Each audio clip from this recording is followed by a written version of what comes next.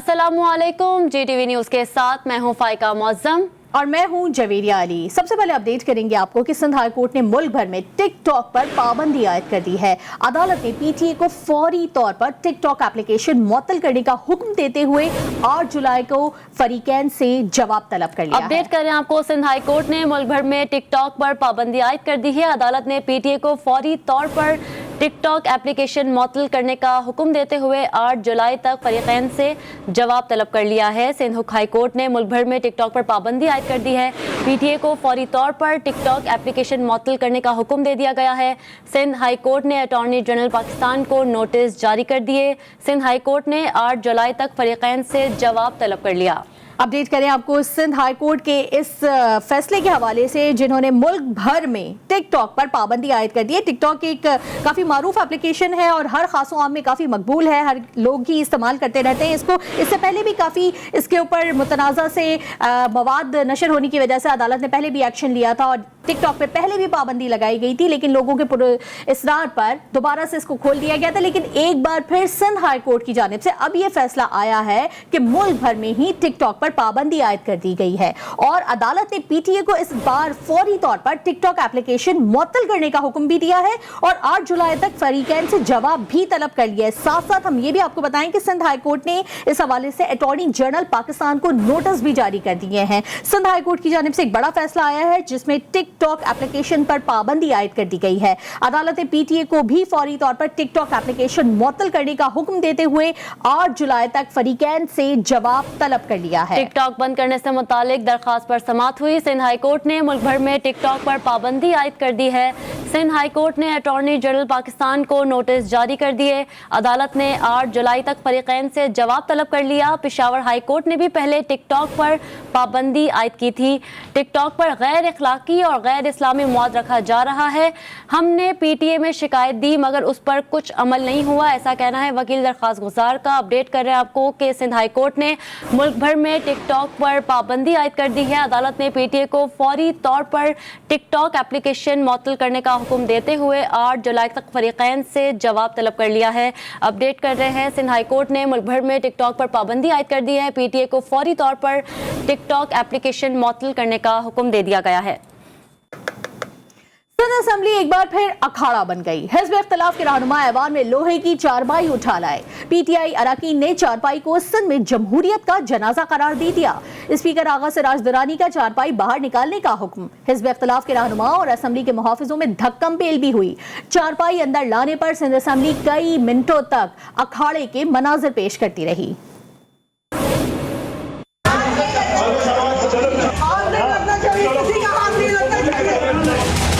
बाहर निकालें बाहर, ये कोई तरीकेकार नहीं है। जमहूरियत का जनाजा। I am going to take legal action against all those members जिन्होंने इस असेंबली की बेहुरमती की है।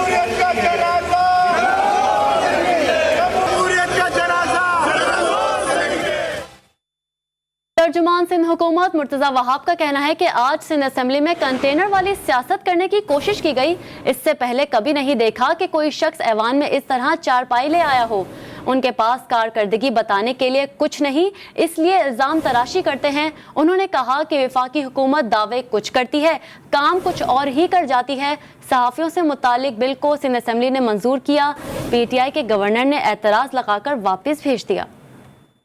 मौजूदा वफाकी हुकूमत ने अपने हर फैसले में, अपनी हर कार्रवाई से उनके नालायकी और इनकॉम्पिटेंस झलकती है। सिंध हुकूमत ने आज एक बार फिर सहाफ़ियों के तहफ़्फ़ुज़ का बिल सिंध असेंबली से मंजूर करा लिया है। इनको पता है ये इमरान खान साहब की कारकर्दगी को डिफेंड नहीं कर सकते, तो इसलिए पिछले दिनों देखा आपने कि पार्लियामान के, सिंध की असेंबली के माहौल को ख़राब करने के लिए इन्होंने क्या नहीं किया। और आज मुझे दुख होता है कि वही कंटेनर की सियासत आज ये सिंध असेंबली में करने की कोशिश कर रहे हैं। आपको इसकी मिसाल नहीं मिलेगी, इसकी रिवायत नज़र नहीं आएगी कि कोई चारपाई लेके असेंबली में दाखिल होने की लाहौर जौहर टाउन धमाके में मुलविस दहशतगर्द सीटीडी के शिकंजे में आ गए। मरकजी मुलजिम ईद गुल को रावलपिंडी से गिरफ्तार किया गया, जबकि ईद गुल के 2 भाइयों को झंग से हिरासत में लिया गया। पहले से गिरफ्तार मुलजिम डेविड ने दहशतगर्द ईद गुल की शनाख्त भी कर ली है। सीटीडी हुकाम के मुताबिक दहशतगर्द ने बारूद से भरी गाड़ी जौहर टाउन में पार्क की थी। धमाके में मुलविस पहले से गिरफ्तार मुलजिम डेविड ने भी दहशतगर्द की शनाख्त कर ली है। मुलजिम ईद गुल को मजीद तफ्तीश के लिए नामालूम मकाम पर मुंतकिल कर दिया गया है। जौहर टाउन लाहौर धमाके में मुल्क दुश्मन एजेंसी मुलविस निकली। वज़ीर आला पंजाब उस्मान बुज़दार ने कहा कि धमाके में मुलविस तमाम अफराद को गिरफ्तार कर लिया है। कामयाबी पर सिक्योरिटी फोर्सेस को शाबाशी देता हूं। IG पंजाब इनाम गनी ने बताया कि वाक़े के मास्टर माइंड अफराद की शनाख्त भी मुकम्मल हो चुकी है।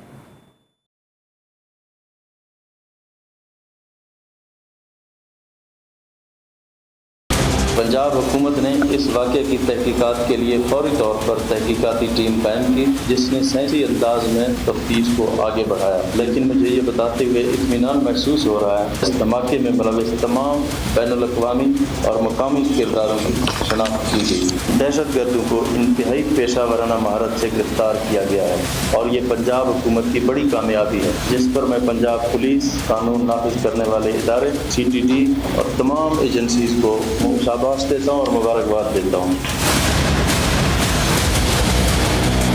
हमारे पास इस वक्त 10 के करीब पाकिस्तानी ऐसे शहरी हैं जो इस वाक़े में मुलविस है। इसमें मर्द भी हैं, इसमें ख़वातीन भी हैं, लेकिन ये वही एग्जैक्टली लोग हैं जिन्होंने पाकिस्तान में इसको एग्जीक्यूट किया। जिन लोगों की मदद से गाड़ी खरीदी गई, उसका बंदोबस्त किया गया, वो हमारे पास है। जो गाड़ी की यहाँ रिपेयर मुरम्मत की गई, वो भी हमारे पास है। जो लोग इसको मास्टरमाइंड करने वाले थे, जो मोसाइल इंटेलिजेंस एजेंसीज के लोग हैं, वो भी सारे के सारे इसमें आइडेंटिफाई हो चुके हैं।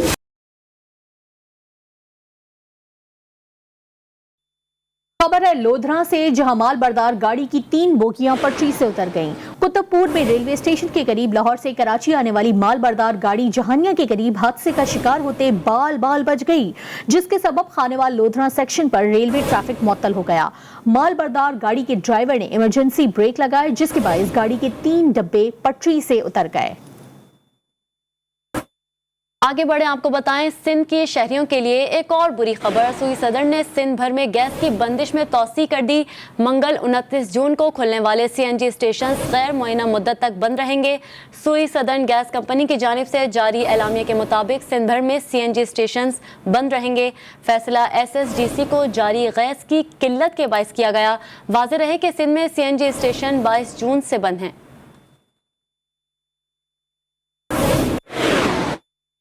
सिंध में CNG स्टेशन 5 जुलाई तक बंद रखने का फैसला CNG डीलर्स ने मुस्तरद कर दिया है। फैसले के खिलाफ एहतजाज की कॉल भी दे दी है।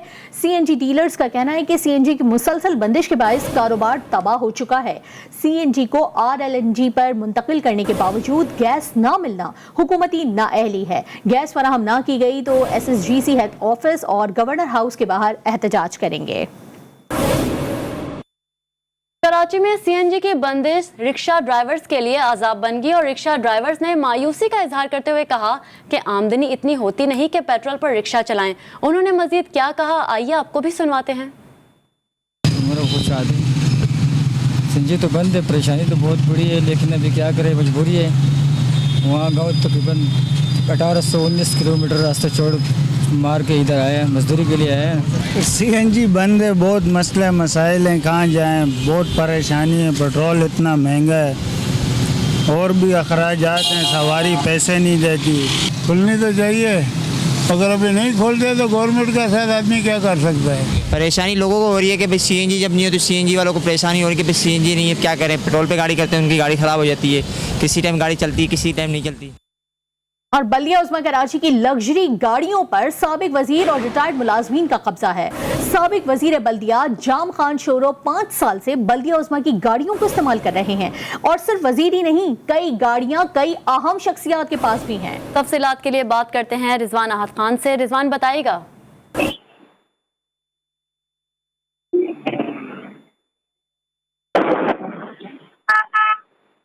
अपने रिपोर्टर से राब्ता बहाल करने की कोशिश कर रहे हैं। बल्दिया उज़्मा कराची की लग्जरी गाड़ियों पर साबिक वजीर और रिटायर्ड मुलाजमीन का कब्जा है। इसी पर बात करते हैं अपने नुमाइंदे रिजवान आज से। रिजवान, बताइएगा क्या अपडेट्स हैं? जी बिल्कुल, देखिए केएमसी के साबिक एडमिनिस्ट्रेटर हों या मुलाजमीन हो जिनके पास कई सालों से केएमसी की गाड़ी है, आज वो सिंध हुकूमत के मुख्तलिफ महकमों में जॉब कर रहे हैं, लेकिन उन्होंने गाड़ियां वापस नहीं की हैं। उसमें अगर बात की जाए तो सर फहरिस्त जो है साबिक वजीर बल्दियात जाम खान शोरो जो है गुज़िश्ता 5 साल से बल्दिया उज़्मा कराची की 2 गाड़ी लग्जरी गाड़ियों के मजे ले रहे हैं। इसके अलावा अशफाक मंगा है, साबिक डीजी पार्क है, उनके पास एक गाड़ी है। शेख है जो मौजूदा डीएमसी के एडमिनिस्ट्रेटर है, उनके पास भी केएमसी की गाड़ी है। मतानत अली खान है, साबिक म्यूनिसिपल कमिश्नर, इनके पास 7 साल से केएमसी की करोला मौजूद है, लेकिन वापस करने को ये तैयार नहीं है। साबिक लोकल गवर्नमेंट सेक्रेटरी है फजल रहमान जो 2 साल से केएमसी की गाड़ियों पे बर्जुमान है। केएमसी की कई गाड़ियां कई अहम शख्सियात के पास है, लेकिन कोई देखने वाला नहीं है। रिजवान अहद खान हमें अपडेट कर रहे थे, शुक्रिया आपका। ननकाना साहब के इलाके मोरखंदा में मामूली तल्ख कलामी शिद्दत इख्तियार कर गई। लड़ाई के दौरान फायरिंग से राहगीर 3 बच्चे जख्मी हो गए। जख्मी बच्चों को बर वक्त तिब्बी इमदाद के लिए सरकारी अस्पताल मोरखंडा मुंतकिल कर दिया गया। मुलजिम मौके से फरार होने में कामयाब हो गया। वफाकी वजीर असद उमर की ज़ेरे सदारत एनसीओसी के इजलास में बड़े फैसले। एनसीओसी ने पाबंदियों में मजीद नरमी कर दी। कारोबारी मराकज़ के औकात कार रात 10 बजे तक करने का फैसला कर लिया गया। इसी पर बात कर लेते हैं अपने नुमाइंदे साकिब सैयद से। तो साकिब, बताइएगा मजीद क्या अहकाम जारी किए गए हैं, क्या बड़े फैसले हुए हैं? जैसे कि जो पाबंदियां थी उसमें नरमी की गई है। जैसे कि एनसीओसी की जो इजलास हुआ उसमें बताया गया है कि कारोबारी मराकज़ की टाइमिंग रात 10 बजे तक करने का फैसला किया गया है। इसके साथ साथ जो आउटडोर डाइनिंग की इजाज़त होगी वो इंडोर पर 50% की होगी। इसके साथ एनसीओसी ने ये भी बताया कि सिर्फ वैक्सीन लगवाने वाले अफराद ही इंडोर डाइन की सहूलत हासिल कर सकेंगे। होटल्स और रेस्टोरेंट्स इंतजामिया की जानिब से वैक्सीनेशन सर्टिफिकेट चेक करने का अमल भी बनाया जाएगा। इसके साथ साथ शादी की तकरीब आउटडोर 400 अफराद की गुंजाइश से करने की इजाजत होगी। 200 अफराद तक वैक्सीनेटेड अफराद इंडोर शादी की तकरीब में शरीक हो सकेंगे। जी साकिब सैयद, बहुत शुक्रिया आपका अपडेट्स के लिए। इनके वजीर तालीम सईद गनी का कहना है कि आइंदा माली साल में 37,000 नए असातिज़ा भर्ती किए जाएंगे। असातिज़ा की कमी के बायस बंद स्कूलों के लिए नई तबादला पॉलिसी पर 1 जुलाई से अमल दरामद शुरू कर दिया जाएगा। हमारे यहाँ ट्रांसफ़र पर बैन था, ट्रांसफ़र पोस्टिंग पे, और उसकी वजह ये थी कि मुख्तलिफ़ औकात में लोग अपनी मर्ज़ी और ख्वाहिशात के मुताबिक ट्रांसफ़र करवा लिया करते थे, जिससे बहुत सारे स्कूल जो हैं वो मुतासर होते थे और वो जो स्टूडेंट टीचर्स रेशो है STR जिसको कहते हैं वो भी डिस्टर्ब होता था, और कई स्कूल हमारे बंद हो जाते थे इसलिए कि वहाँ पे टीचर्स नहीं होते थे। हमने एक बड़ी कम्प्रिहेंसिव ट्रांसफ़र पॉलिसी बनाई और उस पॉलिसी को कैबिनेट ने अप्रूव किया, और अब 1 जुलाई से उस पॉलिसी पर अमल दरामद जो है वो शुरू हो जाएगा। लेकिन मीनवाइल बीच में हमने कुछ तबादले किए भी हैं, लेकिन वो हमने बंद स्कूल्स को खोलने के लिए और STR को बेहतर करने के लिए किए हैं और वो पॉलिसी के मुताबिक किए हैं। गरीब और मुतवस्सित तबके के लिए वालिदैन का बच्चों को डॉक्टर बनाने का ख्वाब चकनाचूर होने लगा। पाकिस्तान मेडिकल कमीशन ने एंट्री टेस्ट की फीस में 4 गुना इजाफा कर दिया और फीस 1,500 रुपए से बढ़ाकर 6,000 रुपए कर दी। इसी हवाले से तफसीलात जान लेते हैं वकार शौकत से। वकार, इस हवाले से अपडेट कीजिएगा, ये 4 गुना इजाफा क्यों किया गया है?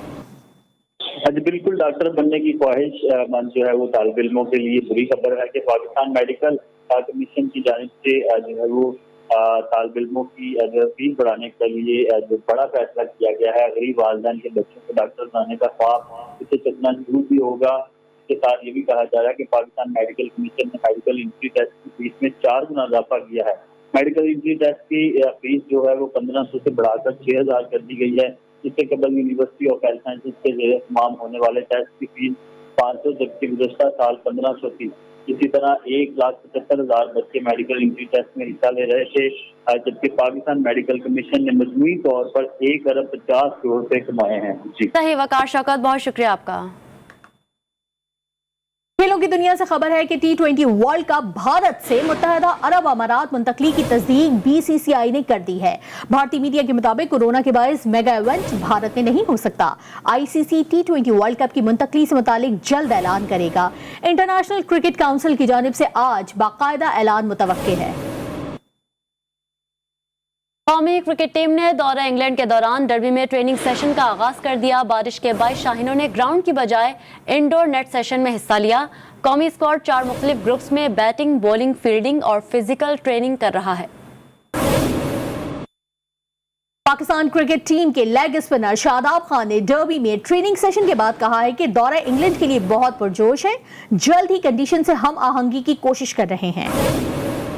हम पॉजिटिव माइंडसेट के साथ आए हैं और आज एनर्जी भी जिस तरह की हमारी प्रैक्टिस हुई है तो पॉजिटिव एनर्जी थी। बहुत ज़्यादा एक्साइटेड है इस सीरीज़ के लिए और कोशिश कर रहे हैं कि जितने पॉसिबल इस कंडीशन से यूज टू हो जाएं। उस हिसाब से हम ट्रेनिंग कर रहे हैं, हमारे कोचेस हमारे साथ काम कर रहे हैं। थोड़ा यहाँ बॉल अगर आप वेदर चेंज हो जाए, अगर बादल बने तो थोड़ा सीम भी और सीम मूवमेंट होती है, तो कोशिश कर रहे हैं कि उस हिसाब से यूज टू हों। और अगर आपको पता है अगर यहाँ धूप निकले तो ओडीआई और T20 क्रिकेट में बहुत ही अच्छी पिचेस होती हैं। मुसाफिरों की सलामती के पेश नज़र PIA के तैयारे ने मुतालिका हुकाम की क्लियरेंस से भारतीय हुदूद में परवाज की। कराची से लाहौर की परवाज नंबर 306 की भारतीय हुदूद में मौजूदगी का वाकया जुमे को पेश आया। इसी पर बात करते हैं हमारे नुमाइंदा खसूसी जावेद असगर चौधरी से। जी जावेद, बताइए। जी, कराची से लाहौर की परवाज नंबर PK 306 की भारतीय हुदूद में मौजूदगी का वाकया जुमे को पेश आया, जिसमें तूफानी मौसम से बचने के लिए मुतलका पायलट ने परवाज को में डाइवर्ट करने के लिए मुतलका काम से पहले इजाजत दी, जबकि परवाज के कप्तान के मसला करने पर लाहौर और दिल्ली एयर ट्रैफिक कंट्रोल से क्लियरेंस हासिल की गई। दोनों ममालिक के माबैन मौजूद हार्डलैंड पर मबनी अल्फा कंट्रोल के अलावा एयर डिफेंस क्लियरेंस भी हासिल की गई, जिसके बाद परवाज को भारतीय हदूद में ले जाएगा। जिसके बाद मौसम को पैच जो हिस्सा है वो क्रॉस करने के बाद तो तैयारा वापस पाकिस्तानी हदूद में है। उसके बाद बाकायदा तौर पर लाहौर लैंड कर गया। और इस हवाले से तर्जुमान का कहना है कि दोनों ममालिक के माबैन मौजूद हार्डलैंड पर मबनी अल्फा कंट्रोल समेत दीगर इजाजतें हासिल कर ली गई थी, जबकि खराब इंटरनेशनल कवानीन के तहत परवाज किसी भी मुल्क की तरफ मोड़ी जा सकती है। तर्जुमान PIA का जबकि तर्जुमान PIA के मुताबिक एमरजेंसी में बैन अवी एविएशन और एविएशन की पासदारी है, जिसके तहत PIA की मुसाफिरों की सलामती के पेश नजर PIA के तैयारे ने क्लियरेंस के बाद भारतीय हुदूद में परवाज की। अपडेट कर रहे थे जावेद असगर चौधरी, शुक्रिया आपका। वज़ीर आज़म के साबिक मोमिन खुसूसी और करीबी साथी जुल्फी बुखारी ने इसराइली दौरे की सख्त अल्फाज में तरदीद कर दी है। अमरीका को फौजी अड्डे ना देने के 2 टोक पैगाम और इमरान खान की बढ़ती हुई मकबूलियत से खौफजदा इसराइली मीडिया ने नया प्रोपेगेंडा शुरू कर दिया। वज़ीर आज़म के साबिक मोमिन खुसूसी जुल्फी बुखारी के गुज़िश्ता बरस माह नवंबर में दौरा इसराइल की खबरें शाया करना शुरू कर दी। इसराइली मीडिया में शाया खबरों के मुताबिक जुल्फी बुखारी ने तल अवीव के दौरे में मोसाद के सरबराह से भी मुलाकात की। जुल्फी बुखारी ने अपने ट्विटर पैगाम में वाज़ेह किया है कि वो कभी इसराइल नहीं गए। पाकिस्तानी अखबारात ने भी इसराइली मीडिया की खबरों को बिला तस्दीक शाया किया, जो बाइज़ हैरत है। सीपैक के तहत गवादर में तामीराती काम तेजी से जारी है। सनतों से मुल्की बरामदात के हजम में खातिर खा इजाफा होगा। 2.5-3 साल में 12,000 नौकरियां फराहम की जा चुकी। गेम चेंजेस मंसूबे पर देखते हैं ये रिपोर्ट।